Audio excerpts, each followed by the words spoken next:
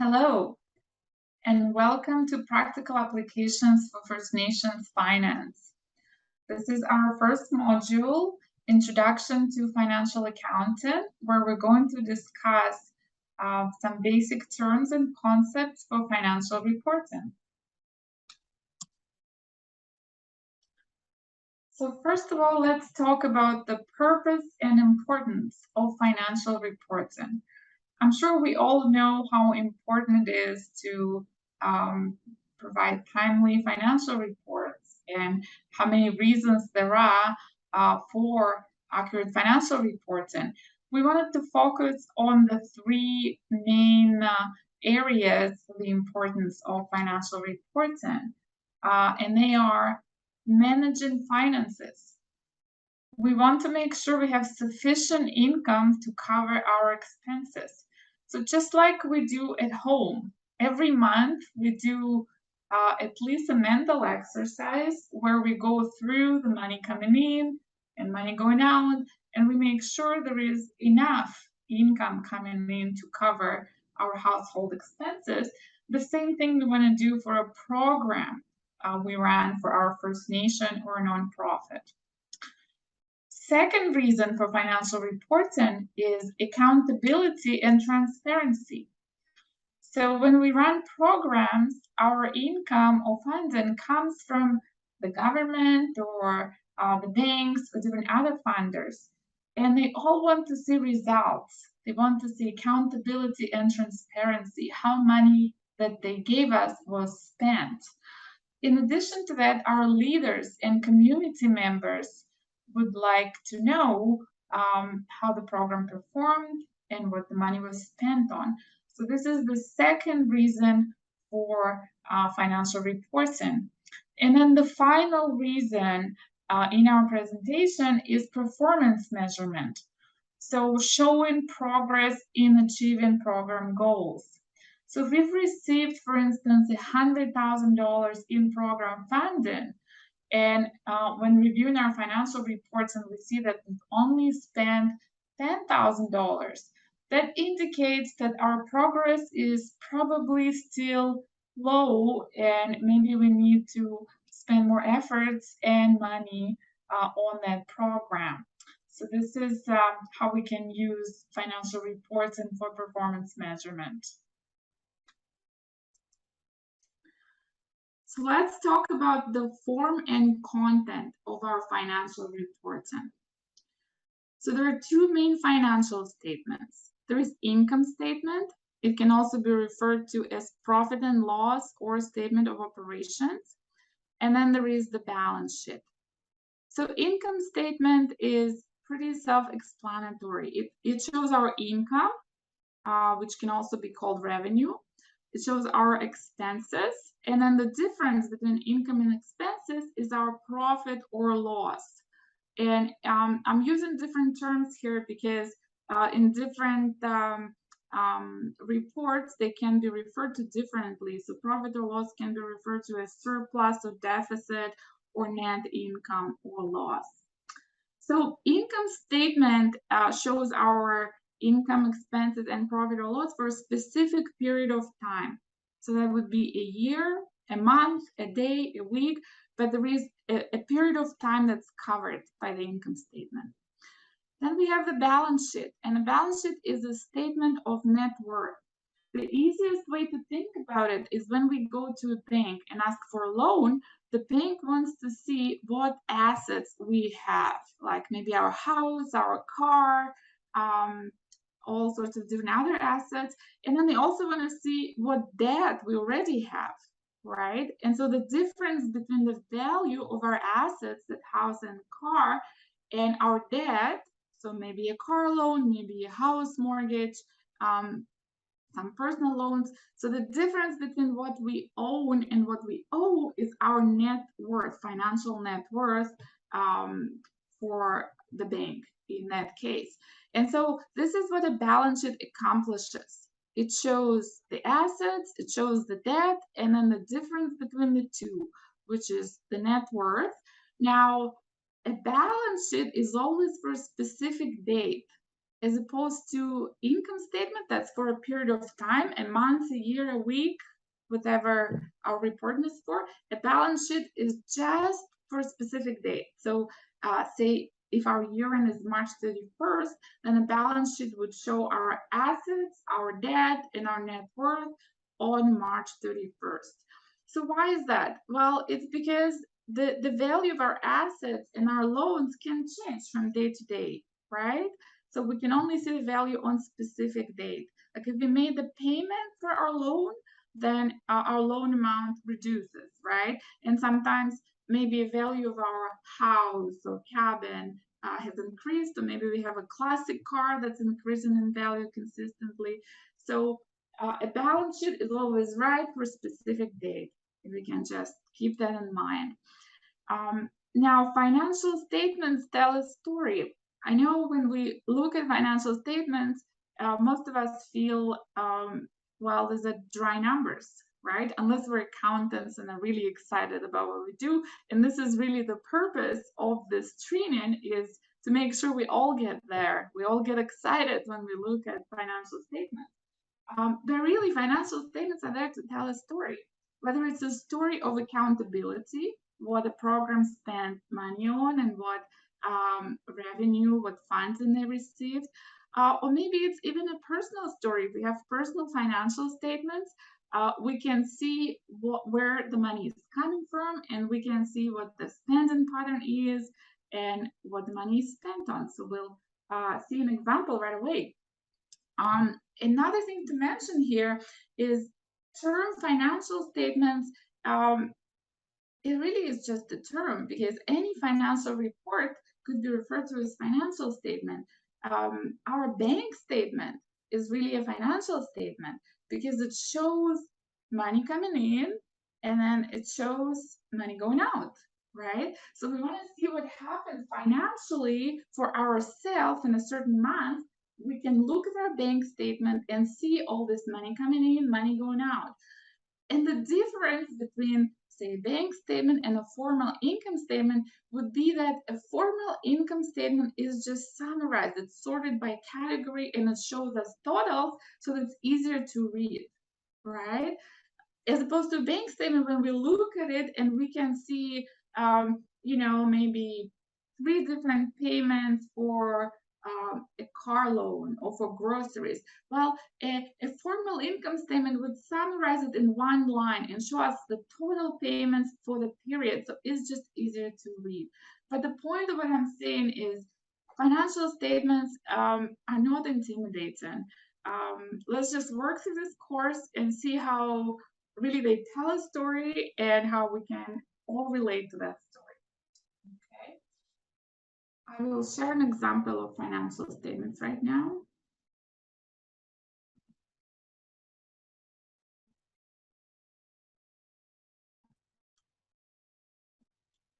Okay, so here we have a personal income statement, something that we can all hopefully relate to, at least in our mind, for Mary and Jake Jones. And this income statement is for a period of 1 month, September this year.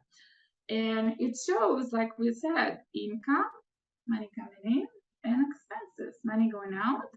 And then at the bottom, we see our profit or loss, right? So let's look at the different components here. So what happens in the income part? Well, we can see that Mary gets wages of $3,000 in September, right? So going back to financial statements tell a story, well, we see that Mary has a job, right? Is it a well-paying job?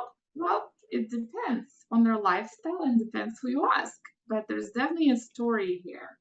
Now, Jake, on the other hand, is getting a disability payment, right? So it's $1,800 per month. And so it tells us a story. Maybe Jake had an accident. Maybe he's on a short-term disability, maybe a long-term disability. Here's another piece of our story. They also get child tax benefit, and these are all obviously estimated amounts. They can be different.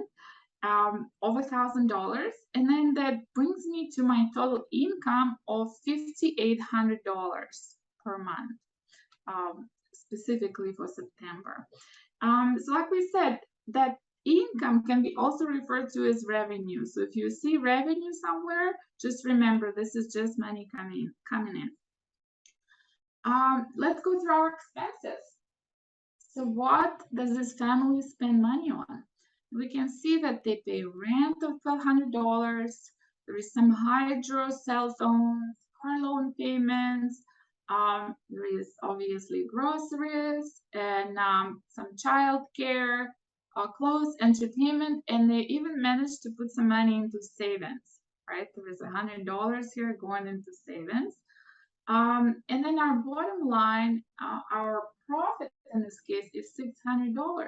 So my revenue or income minus my total expenses gives me a positive number, which in this case is a profit of $600. So this family seems to be managing their finances really well, and they can probably put more money into savings or plan a trip to go somewhere after they've saved for a few months.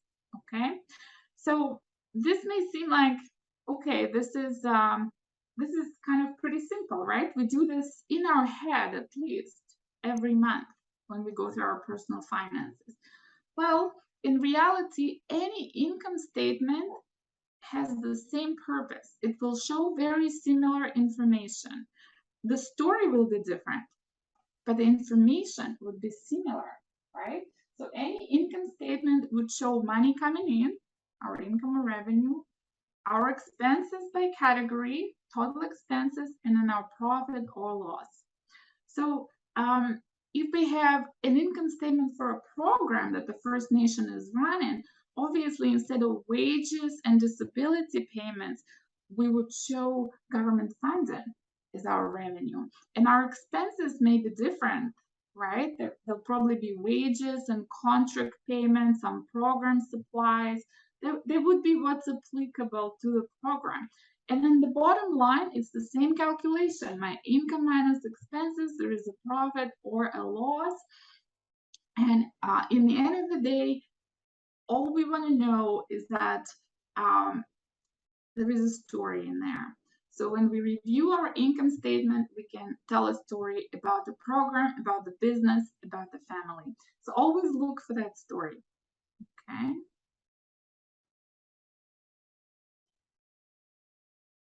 Okay, let's now review our balance sheet, which is an accounting term for statement of net worth. And so like we said, on the balance sheet, we have our assets, what we own. We have our debt, which is referred to as liabilities, which is just another fancy accounting term that you can use from now on. And then the difference between the two is our net worth. Okay, so in this particular case, we're looking at the balance sheet for September 30th of this year, and it's for Mary and Jake. So the assets that they have, there are some savings. There is Mary's car, there's Jake's car, some furniture and household items, total assets of $44,000. The liabilities or debt that they have are car loan, probably for Mary's car because it seems newer, right, based on value. They have a personal loan of $4,000, and then they also have a credit card payable that they have to pay next month of $3,500.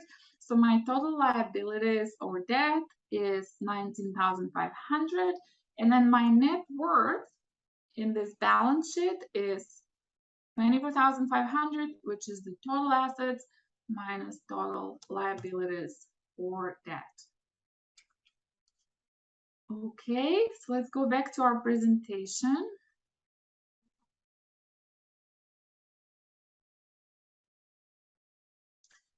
Okay, now let's talk about financial reports for the past as opposed to the future. So financial statements for a past period are the ones we're going to use for accountability and program performance measurement.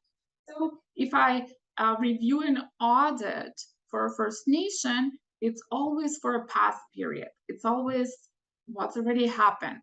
And our programs are measured based on the past reporting.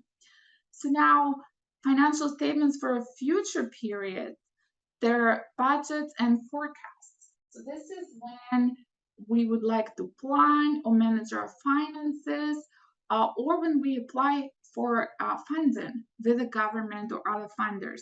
So normally they want to know what our plan is, what we're going to spend the funding on. And this is when we would prepare the same income statement as we would prepare for a past period, but it would be for the future. So it would estimate our program expenses and costs for the future. And it's no different than at home. If my husband says today, let's go to Vegas in December, right? What I'm going to have to do, I'm going to have to go through my income and expenses in the next 3 months and see how much money is coming in, see how much money is going out, and some of it is going to be easy. I know what my monthly mortgage or rent payment is. I know what my car loan is, right? Child care. Some things are the same every month pretty much, but some of them I may have to estimate differently.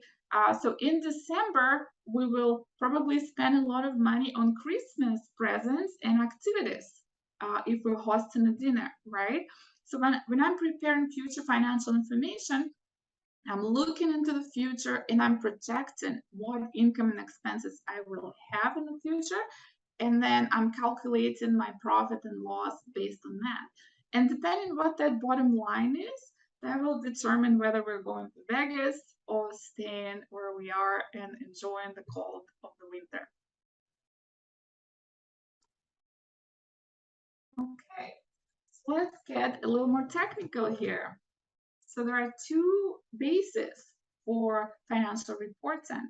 One is called a cash basis, and another one is called an accrual basis. So right off the bat, I'm going to say that most of financial reporting we deal with at our work is accrual basis financial reporting. And most of the financial reporting we have in our head for planning at home and then for our programs is cash basis. So what's cash basis? Cash basis is what it sounds. If the money is in the bank account, I have it. If I made the payment, the money is gone. So whenever cash flows, it gets reported. Okay, so income and expenses are viewed as such when actually received or paid. So we like to use cash basis to manage our finances and to prepare budgets for the future, because timing of when money comes in, it can be really important for determining when we can spend the money. And so what you'll notice here in the cash basis, there is no difference between when we commit to a payment or somebody commits to make a payment to us and the actual payment flowing. Okay, so what that means is if I buy something with my credit card today, I paid for it today, but I'm not paying for my credit card until a month later normally, right? It's normally the next month.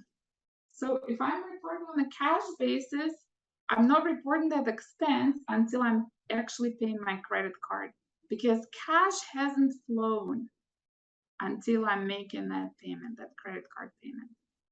Okay, we'll talk more about the importance of cash basis, but I want to say right away, most of us feel more comfortable with the cash basis because whatever I see in my bank account right now, that's what I'm comfortable to work with, right? That's what we do at home. But what brings us more information and what is used for financial statement audits and for bookkeeping is the accrual basis, because the accrual basis brings in the known future. So for an example, in my credit card payment example, if I had some costs, some expenses, I paid with my credit card this month, well, truly, they are expenses that belong to this month, even though I'm not paying the credit card until next month. And so if I were to prepare my income statement for this month and not include those expenses I paid with credit card for, then my financial picture would be distorted because it would show that I have more money than I actually do, right? And so accrual basis looks at the timing of the transaction, at the timing when I actually spent the money, made the commitment to pay for something. And then it records the transactions based on when we made a commitment. Okay. So accrual basis, and this is what we'll be working with a lot in this course and at your job. So all financial statement audits and bookkeeping use the accrual basis of accounting. Income and expenses are recorded when they become receivable or payable, which means when we become legally entitled to receive the income or legally obligated to pay an expense. And this is even if a payment comes later. So in this basis of accounting, accrual basis, there can be a timing difference between commitment, when transaction actually happens, and when we pay for it, right? So I purchased something with a credit card, but I don't pay for it until next month. Well, there is a difference between when my commitment happened and when payment occurred, right? That's the timing difference we're referring to. And we'll go through examples to hopefully make it more clear.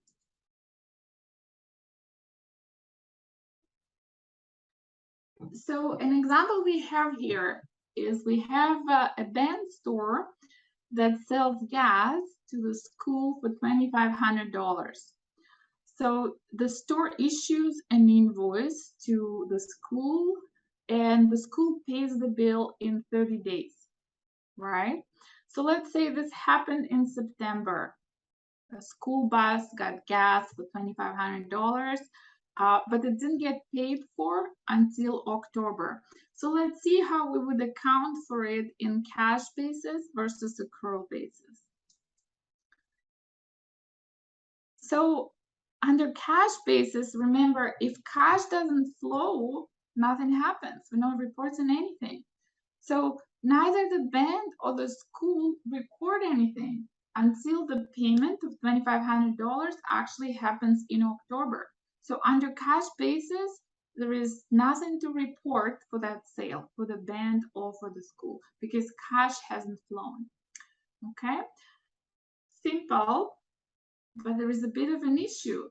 And the issue is that the store has purchased this gas from a vendor and they already paid for it, because for fuel purchases, they're very short terms. You have to pay a vendor very quickly. And let's say the store spent $2,300 for that gas, they already paid the vendor. So then what's happening here, the store is showing an expense of $2,300. It paid for the gas, but no revenue until the school actually pays the $2,500. So let's go here to the slide for the store income statement under cash basis. And you'll see if we just look at the store's income statement in September, we'll see there is no revenue because no payment occurred from the school, but there is the payment they made to the vendor of $2,300. So really, if this is the only transaction at the store, we're showing a loss of $2,300 for September. Okay, and so this is why we don't normally use cash basis for our records keeping and for our audits, because it can show a distorted picture based on timing of payments and receipts. Okay, so now let's look, what would the store's income statement look like under the accrual basis? And let's say it's for September, right? So the sale happened in September. So there is a commitment, there is an invoice, the school has to pay for the gas. So even though the school isn't paying for the gas until October, we can recognize this revenue, this income in September, because the sale happened, there is a commitment.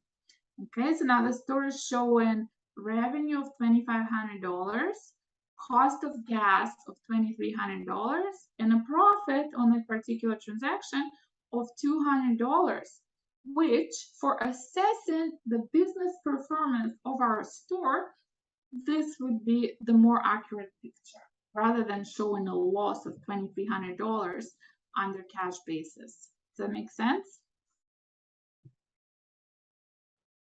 Now let's talk about a real life example. So from this, it sounds like, well, why don't we always use accrual basis, right? It's kind of the true picture of how much money the store made. Well, there was a fuel company here in Manitoba that supplied to First Nations. And in fuel, the way the business works is you have to pay your vendor very quick. It's within a couple of days. So when they get gas from wherever they get it from, they have to pay the vendor right away. So the cash flows out right away. And then they sell to First Nations, and collections have been challenging for them because they just didn't have a really good collection system. And some First Nations wouldn't pay for months, right? So what was happening is that company was showing profits in its financial reports because the sale has happened. The First Nations are committed to pay for the gas, right? So they would show their revenue minus what was paid for gas and then profits. And they were quite significant profits because it was a big company. But in the end, that company went bankrupt. Why? Because it didn't work from cash perspective. Even though we were showing profits on our books, profits in financial records, the company didn't collect cash from its customers, and at some point it couldn't pay the vendors and it couldn't make payroll anymore. So I'm bringing this example in here to illustrate that cash basis is really important for financial management. You probably all heard the saying, cash is king. So this is what it means.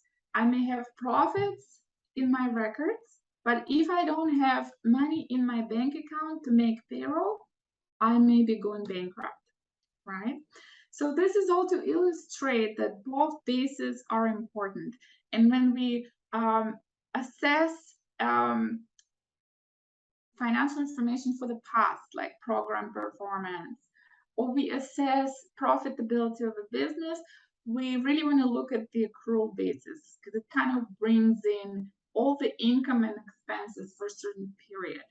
But when we're trying to manage our cash flow to make sure we pay our payroll and bills on time, and we're trying to plan for the future to make sure we have enough cash, this is when we want to look at the cash basis, because timing of when money comes in and when we have to pay our expenses is really important. Okay, so let's go back to a bit of a technical review of those transactions. Okay, so in our store and school transaction, under cash basis, nothing is recorded until a payment happens. All right. So under the accrual basis, at the time of the sale, the store will record sales or revenue or income of $2,500, and that will show as an amount owing from the school, right? Because the school hasn't paid it yet. The school, on the other hand, even though they haven't paid for the fuel, will record an expense of $2,500 and will show an amount payable to the store because it hasn't got paid yet. So when a payment actually happens, the store will apply that payment to reduce amount owing from the school. And the school, when it's making the payment, will apply to reduce the amount owing to the store. Okay, so the income and expense are recorded when the transaction actually happens. It does not depend on when the payment occurs, when cash flows. Okay, so we're here into our last slide, and we want to talk about expenses versus assets. So this is applicable mostly to the accrual basis of accounting, And what it's there for is to distinguish between when we spend money on our cost of living or our program and program supplies versus when we make an investment, when we spend money on something significant that's going to last beyond 1 year. Okay, so why is this important? Well, think about it. If we buy an asset, say we buy a building and we spend $200,000 on that building, if it's just recorded as an expense, it's going to create a loss in my program, right? Because remember, my profit is revenue minus expenses. That's the difference, right? But really, that building doesn't serve my program or me personally only this year. So recording it as an expense in this period of time, just in this year, is misleading. Okay, so under accrual basis of accounting, we would take that building and call it an asset or an investment. Like the accounting term is asset, but we can have it in our hand. Well, is this a cost, like a usual cost, or is this an investment? Is it going to serve us in the future, right? So when we record it as an asset, it does not go on our income statement, so it does not show up in expenses. Instead, it goes on our balance sheets. Remember on the balance sheet where we had a list of assets, in our example was a car and some savings, right? So this is where this building is going to go. It's going to go as an asset on the balance sheet, and it will have no effect on my expenses and on my profit or loss, right? So now, should it stay forever on my balance sheet? Well, forever or not, if it lasts me 20 years, maybe it should stay there for 20 years, right? Because for 20 years, it's going to serve the purposes of my program or my household. And so, how do we recognize the aging of the building?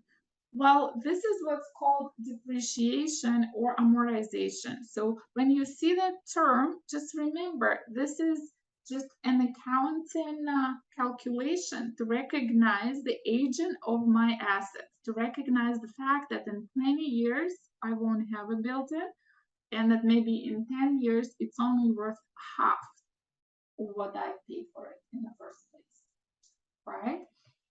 So that's depreciation just in a simple example. If we buy a computer with a cost of $1,800, we can record it as an asset when it's bought, so it won't affect our profit. It won't increase our expenses. Let's say the computer is only good for 3 years. So then our depreciation expense can be our cost of $1,800 divided by 3 years. So that's $600 per year. So now instead of expensing the entire $1,800, which is affecting my profit, reducing my profit, I would record a depreciation expense of $600 per year in each of the 3 years that I'm using the computer. And this is to recognize that there is a cost to run my program associated with buying computers, right? But I don't want to record all that cost in year 1 because the computer is going to last me 3 years. So instead, through depreciation, I'm recording a third of that cost in my profit and loss, and only a third of the cost affects my profit. Okay, so let's remember that depreciation is not a cash expense. It's more of an accounting exercise to match the timing of the revenue in my program and expenses. So to recognize that some of the assets last longer than 1 year. So some of them are investments. Okay, so hopefully this is not too technical. If it is, that's fine. Just remember, anything that has a use to our program or our business for more than 1 year should be considered as an asset, not as an expense. And the full amount of that spending should not affect our profit, should not create the loss when we buy it. Okay, so now saying that when we run programs for funders like the government, sometimes we receive money for a building, right, or for capital projects. So say we received $3 million for housing renovations at the First Nation. So under accrual basis of accounting, which your audit is going to be based on, that $3,000 won't show as an expense, right? It's going to be an asset, and then the only part we will expend is some depreciation. But the government wants to see that we spent the entire $3 million when they gave it to us, right? And so what we do then is we prepare separate schedules for programs where we show, okay, for housing renovations, we received $3,000, $3 million, and then we spent $3 million all in this year. This is not quite accrual basis of accounting. This is a separate schedule for our funders, but we want to make sure we give them what makes sense to them and what makes them happy. Okay, so that's it for the presentation today. Thank you for your time, and please ask questions.